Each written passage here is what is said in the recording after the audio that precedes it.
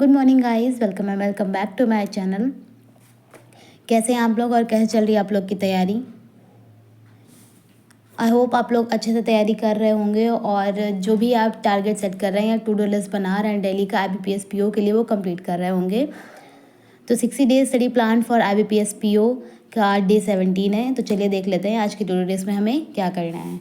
ठीक है, आज हम करेंगे मैथ्स में IBPS PO एंड SBI का मेंस लेवल का न्यू पैटर्न करवाया है सर ने, क्लास डाली हर्षद सर ने, हम वो करेंगे। ठीक है, देखेंगे कि पैटर्न कैसे बता रहे हैं सर और क्या पैटर्न है। ठीक, तो वो आज सर करवाएंगे। तो ये हम लोग आज करेंगे, मैथ्स में इतना ही। ठीक है, बाकी अर्थमेटिक के लिए आप जिनसे भी कंटिन्यू कर रहे थे या फिर जिनसे भी आप पढ़ रहे हैं आप उनसे कंटिन्यू करते रहिए। ठीक है, फिर मैथ रीजनिंग में हमें करना है रीजनिंग, ये मेंस लेवल की पजल करनी है बाय अंकुश सर। इसको बिल्कुल भी स्किप नहीं करना है, जितना हो सके उतना करिए। ठीक है, इसके बाद हमें करना है mains reasoning by Smriti Sethi ma'am. यहाँ से हमारा जो मिसलिनियस वाले क्वेश्चन होते हैं वो वाले, और यहाँ मैम पजल भी करवाती हैं। ठीक है, तो आप यहाँ भी पजल कर सकते हैं। अगर आप यहाँ ना करना चाहें तो आप छोड़ सकते हैं।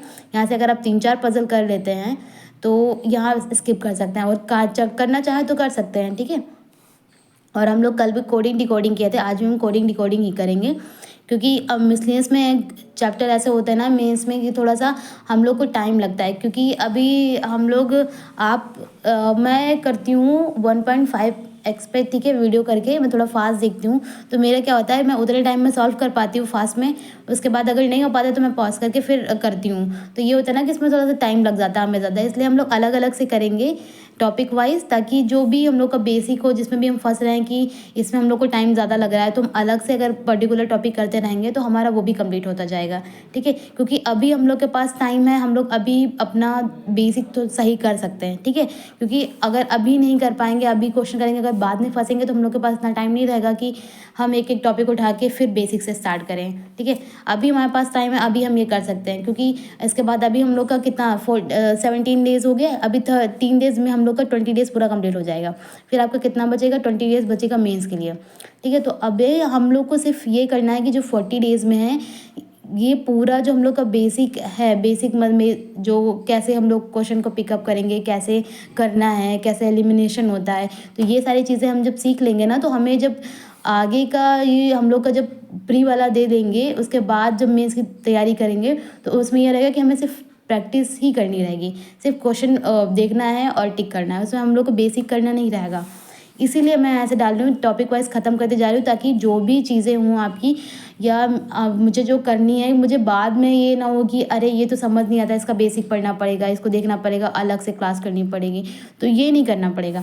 इसीलिए मैं इंडिविजुअल क्लास लेके चल रही हूँ। अभी कंप्लीट कर लेंगे तो सही रहेगा, बाद में हम लोग के पास पैसे भी टाइम नहीं बचेगा।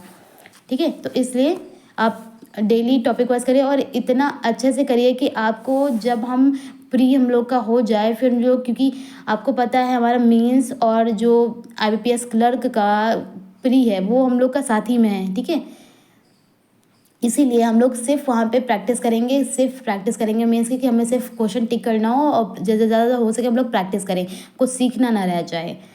ठीक है, तो ये आप लोग बहुत अच्छे से करिए। इस 40 डेज़ में हमें इतना अच्छे से करना है कि हमारा जितना भी चीज़ें सीखने वाली हो या जो हमें नहीं आता हो, जो हम लोगों ने टॉपिक कभी नहीं किया हो, वो हम कर लें।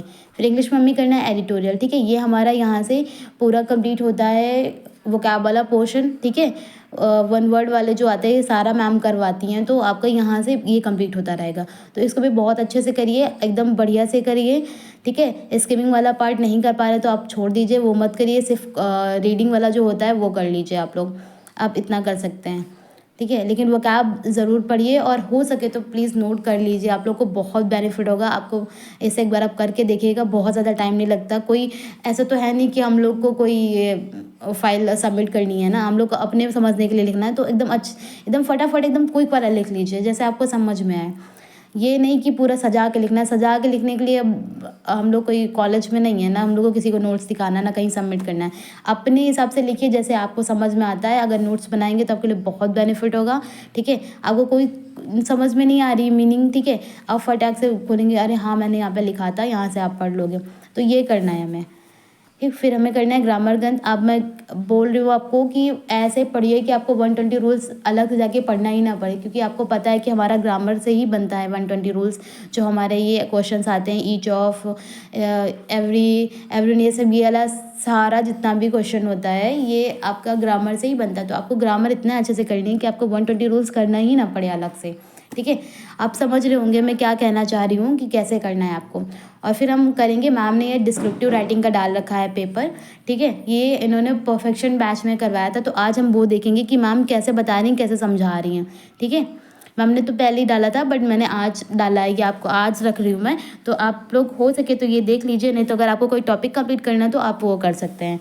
बट एक बार आप देख लीजिए कि हमें कैसे करना है, क्या क्या चीज़ें होती हैं डिस्क्रिप्टिव पेपर में और कैसे करना होता है।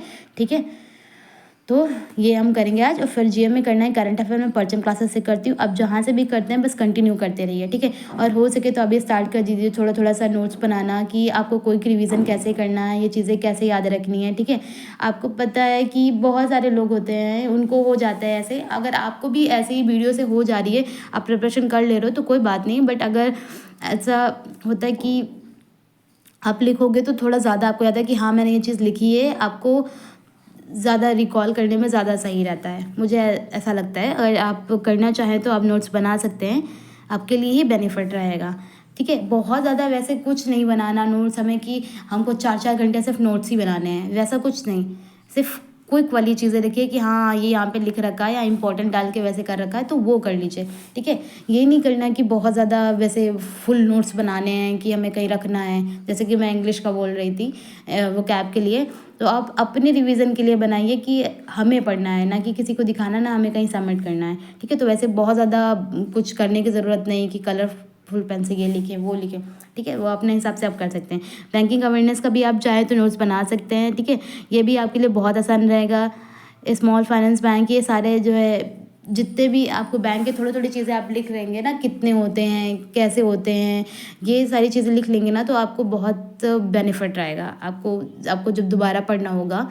ठीक है, तो आप चाहे तो ये मेथड फॉलो कर सकते हैं अगर आपको अच्छा लगे। बाकी आप जैसे करते हैं आप वैसे भी कर सकते हैं। ठीक है, बट आप थोड़ा सा अच्छे से पढ़िए, क्योंकि आपको पता है कि हमारा 17 डे है अभी।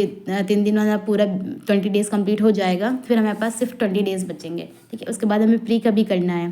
ठीक है, और भी अड्डा की कोई सा सेक्शनल टेस्ट बिल्कुल मत छोड़िए, आप कंटिन्यू करते रहिए। ठीक है, इससे हमारी स्पीड लो नहीं होगी, ये बहुत सही रहेगा आपके लिए। तो ये हम लोग करते रहेंगे, इसको बिल्कुल भी छोड़ेंगे नहीं है। ठीक, तो आज के लिए इतना ही, मिलेंगे आपसे कल डे 18 में। तो कंटिन्यू पढ़ाई करते रहिए अच्छे से फुल फोकस के साथ।